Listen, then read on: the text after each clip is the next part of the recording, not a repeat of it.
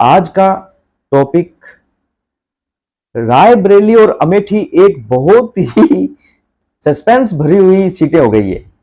अभी तक नाम उजागर हुए नहीं है और जो एक यूट्यूबर की जो जमात है वो कांग्रेस के समर्थक कह दीजिए, गलत शब्द का यूज नहीं करना चाहता, बाकी आप अपनी श्रद्धा अनुसार उन्हें नाम दे सकते हैं।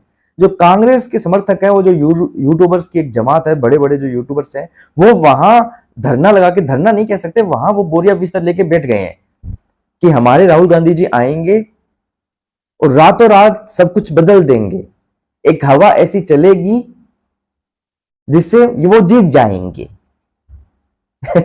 एक हवा बनाने की कोशिश। चलो वो अपना काम कर रहे हैं, पर काम भी एक तरीके से उतना कीजिए जितना लोगों को समझ में आए, हंसी ना आए। यहां काम कम है, हंसी ज्यादा है, इंटरटेनमेंट ज्यादा है। पर अच्छी बात है, लोगों का इंटरटेनमेंट हो रहा है। कुछ लोगों को पकड़ पकड़ के पूछा जाता है, उन्हें साइड में ले जाके थोड़ा समझाया जाता है कि भाई ऐसे बोलना।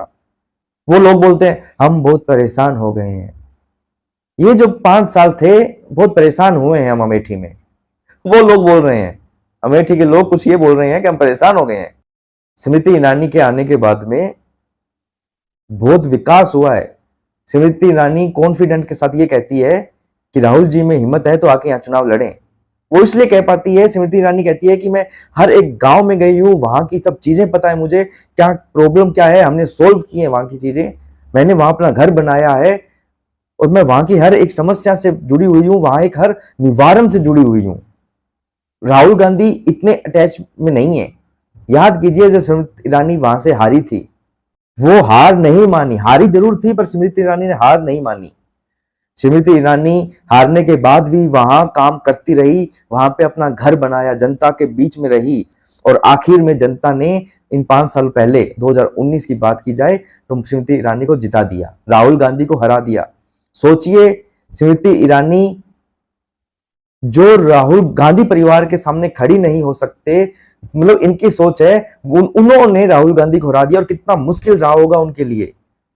दुनिया भर के उन पे इल्जाम लगाए गए, दुनिया भर के उनको मतलब जलील करने के लिए ऐसे कोई शब्द नहीं छोड़े गए जो उन पे ना बोले गए हों, पर उन्होंने हार नहीं मानी, डिमोटिवेट नहीं हुए, जनता के बीच में रहे, जनता को समझा, जनता को समझाया, जनता ने उनको समर्थन दिया और राहुल गांधी जी को भागना पड़ा। जितनी मेरी समझ है राजनीति को लेके, उतनी एक बात मैं फिक्स कहूं कि रायबरेली और अमेठी, यहां नाम चेंज हो सकते हैं पर राहुल गांधी इन 2 सीटों से जरूर लड़ेंगे।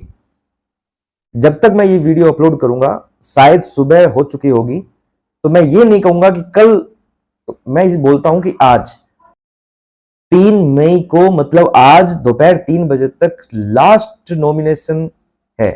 अभी मैं रात के 11 बजे ये वीडियो बना रहा हूं।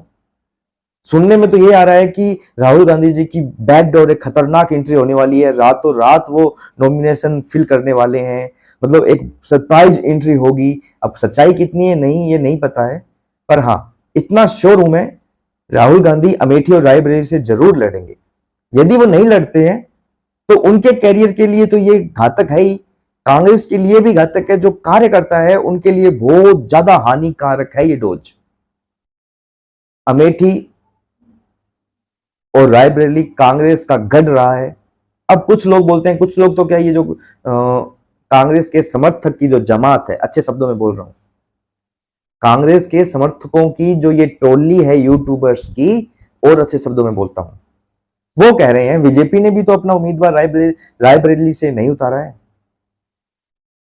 अरे भैया आधे मूर्खों, ये गढ़ कांग्रेसियों का है और आपको लगता है कि मोदी जी ने अपना उम्मीदवार अभी तक तय नहीं किया होगा? आपको लगता है मोदी जी ने अपना उम्मीदवार रायबरेली से अभी तक उम्मीदवार तय नहीं किया होगा? वो चाहते हैं कांग्रेस एक बार अपना उम्मीदवार तय करे, क्योंकि कांग्रेस भी अमेठी से इसलिए डर रही है क्योंकि स्मृति ईरानी ने हराया हुआ है, वहां की हवा खतरनाक है। रायबरेली से कांग्रेस इसलिए डर रही है, सबसे पहले तो सोनिया गांधी जी ने वहां से लड़ने के लिए मना कर दिया। दूसरा उनका डर यह है कि बीजेपी इनके जो मैंने अपने एक वीडियो में बताया था कि बीजेपी बहुत ही खतरनाक एक अपने उम्मीदवार को वहां चुनाव लड़वाएगी, जिसका नाम उजागर मैं अभी नहीं करूंगा। मैंने अपने पिछले वीडियो में हिंट दिया था, वो महिला है। पिछले वीडियो में मैंने बताया था, उसका हिंट दिया था कि वो महिला है। कांग्रेस को इस बात का भी डर है, यदि वो उतर जाते हैं मैदान में तो उनकी जीत निश्चित है, कांग्रेस की हार 100% फिक्स है। बीजेपी चाहती है कि वो पहले वो उतारे तो हम ये सरप्राइज दें।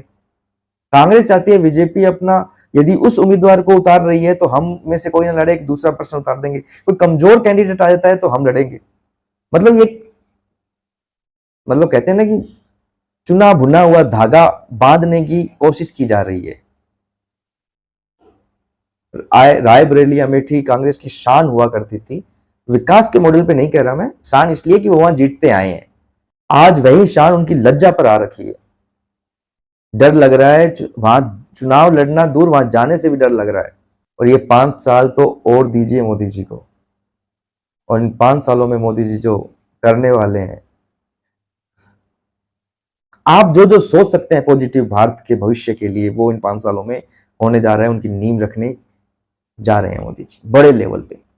चाहे इसमें संविधान में संशोधन हो, संशोधन में चाहे हिंदू शब्द हो, सेकुलर शब्द हो, भगवान श्री राम की फोटो हो, छत्रपति शिवाजी महाराज की फोटो हो, गुरु गोविंद सिंह जी की फोटो हो, पीओके का मसला, पाक ऑक्यूपाइड कश्मीर का मसला, इंडिया वर्सेस भारत ये नाम का मामला, मतलब आप जितना भी सोच रहे हैं वो सब की सब इन 5 सालों में नींव रखी जाएगी 100%।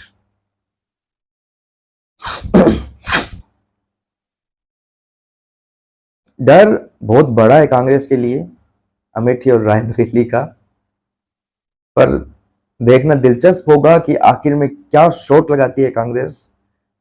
और जहां तक मुझे लग रहा है, ये अमेठी में प्रियंका गांधी वर्सेस स्मृति ईरानी होने वाला है, और रायबरेली में राहुल गांधी वर्सेस बीजेपी। तो यदि कांग्रेस को मास्टर स्ट्रोक खेलना आता है तो बीजेपी तो भैया साउथ का वो हीरो है